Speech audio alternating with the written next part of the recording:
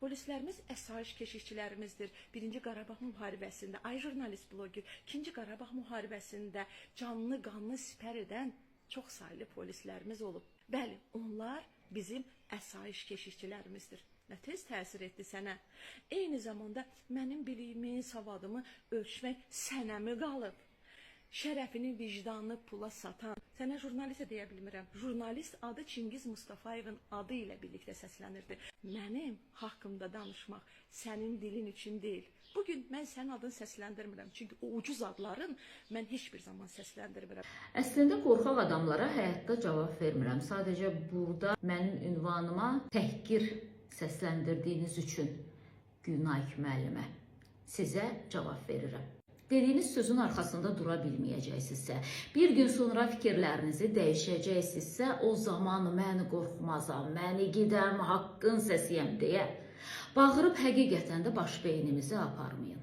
Prezident aparatının qabağına Əli Kərimli kimi yürüyüş eləyəndə, asayişin keşiyində dayanan mərd Azərbaycan polisinə dediyiniz sözləri yadımdan çıxarmamışam.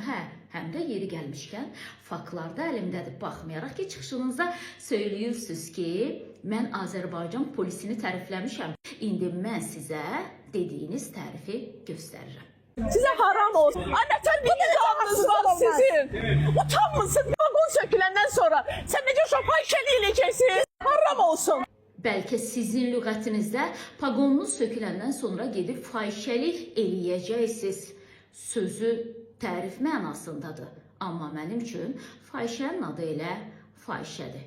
Paqon sökülməsini isə təbii ki, bizim xanım polislərimizə deyirsiniz. Yeri gəlmişkən çox gözəl bir foto var idi. Əslində fotoda siz özünüzü qəhrəman kimi göstərməyə cəhd etmişdiniz, amma arxanızda dayananlar əsl qəhrəman idi. Onlar asayişin keşiyində durdular.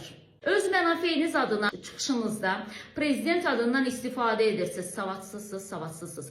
İcazəsiz gəlib aksiya keçirirsiniz. Prezident aparatının qarşısında savadsızsınız. Xocalı faciəsi ilə müəllimlərin imtahandan kəsilməsini eyni anda soyqırma adlandırırsınız. Savadsızsınız. Yeni Azərbaycan Partiyasının üzvü idiniz. Siz Milli Məclisdə deputatlığınızı irəli sürdünüz və namizəd kimi namizədliyinizi geri götürmək məcburiyyətindən qalan kimi dərhal Yeni Azərbaycan Partiyasının sıralarından çıxdınız. Niyə? Çünki öz mənafeyinizi təmin edə bilmədiniz. Mən isə heç bir partiyanın üzvü deyiləm, heç bundan sonra da üzv olmaq fikrimdə yoxdur. Çünki mənim özümün vicdan partiyam var. Yeri gəlmişkən, siz hələ də bilmirsiniz ki, insanların şərəf və ləyaqətinə toxunmaq cinayət məsuliyyətidir.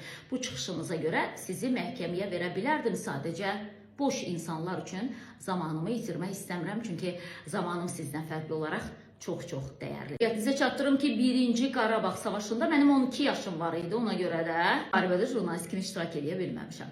2-ci Qarabağ savaşında isə hər saat izləyiciyə məlumat vermişəm və görevimi də vicdanla yerinə yetirmişəm. Milli Ordunun ilk əskərlərindən olan Sədərək uğrunda gedən ağır döyüşlərdə iştirak edən Ağdamın Gülablı kəndi uğrunda döyüşən Füzulinin Kürd Mahmudlu kəndi uğrunda döyüşlərdə iştirak edən 4 il 6 ay xidmət edən və bəzi kəndlərimizin azadlığı uğrunda kişi kimi qeyrətlə vuruşan Rayət İmaməliyev haqqında nakişisən, kişi deyilsən filan kəlmələr işlədəcək qədər səviyyəcə aşağısız. Məni TikTok sosial şəbəkəsində anban izləyən birisiz. Elə ki gördünüz sizi tənqid eləyirəm, dərhal məni blokladınız. Sizdən fərqli olaraq mən sizə ucuz deməyəcəm. Çünki atalarımızın çox gözəl bir misalı var. Görünən dağa bələdçi lazım deyil.